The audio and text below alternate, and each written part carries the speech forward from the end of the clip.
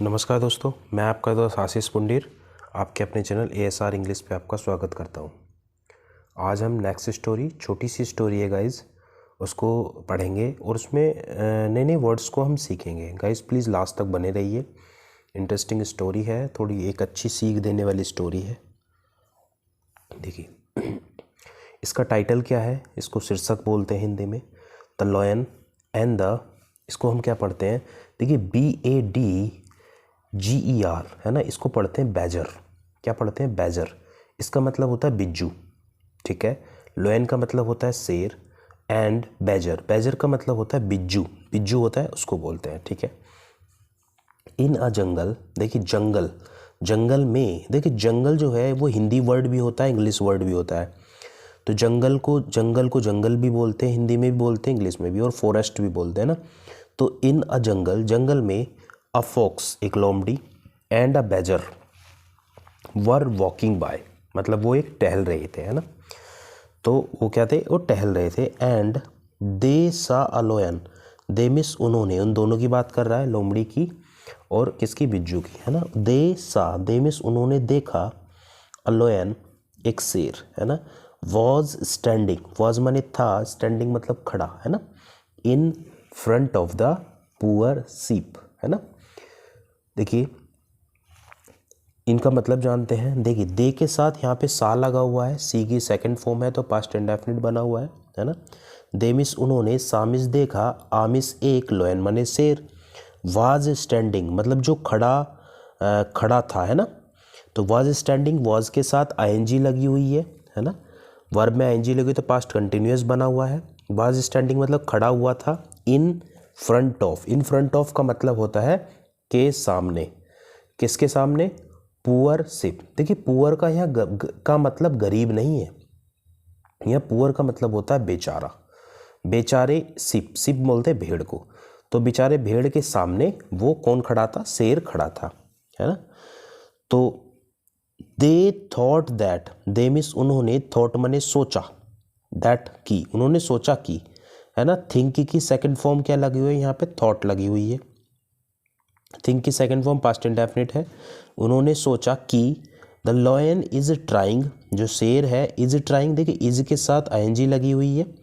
यदि इज के साथ वर्ब में आईएनजी लग जाए तो कंटिन्यूस होता है, लेकिन इज लगा हुआ है तो प्रेजेंट का कंटिन्यूस है।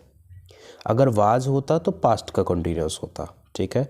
इज कंटिन्यूस का मतलब हो गया ये is trying, the lion is trying, कि लायन जो है, शेर जो है वो कोशिश कर रहा है, टू हार्म, हार्म का मतलब होता है किसी को नुकसान पहुंचाना, टू हार्म द शिप, है ना, भेड़ को नुकसान पहुंचाने की कोशिश कर रहा है, उन्होंने ये सोचा, है ना।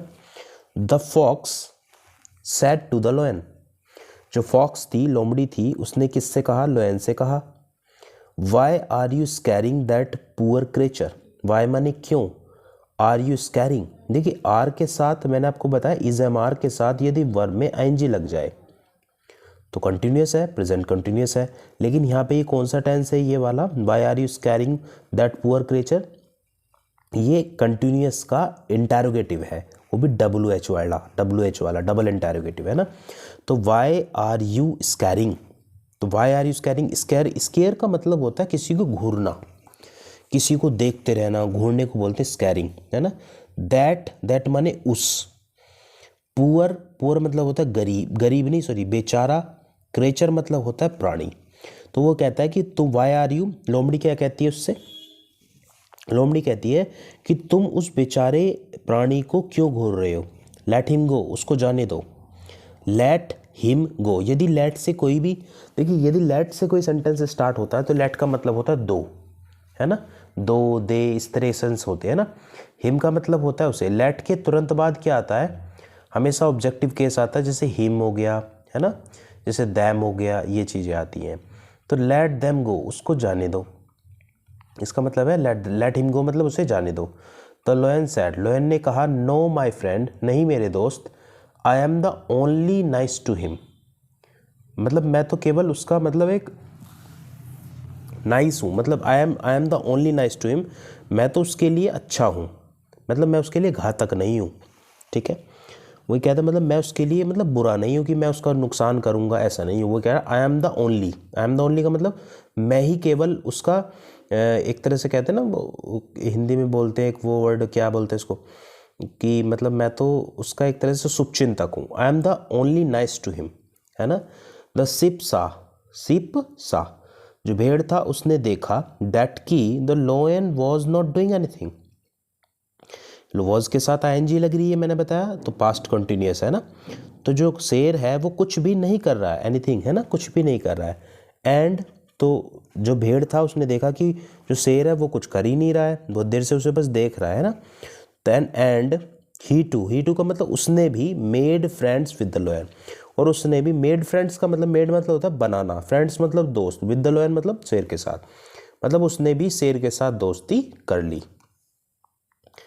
देन माने तब, they all lived happily, then तब वे सभी, दे ऑल का मतलब होता है वे सभी, लिव्ड मतलब रहने लगे, हैप्पीली मतलब खुश, टुगेदर मतलब साथ में, एज फ्रेंड्स मतलब ये दोस्तों की तरह, तो इसलिए वो दोस्तों की तरह साथ में अच्छी तरह से खुशी मिजाज रहने लगे।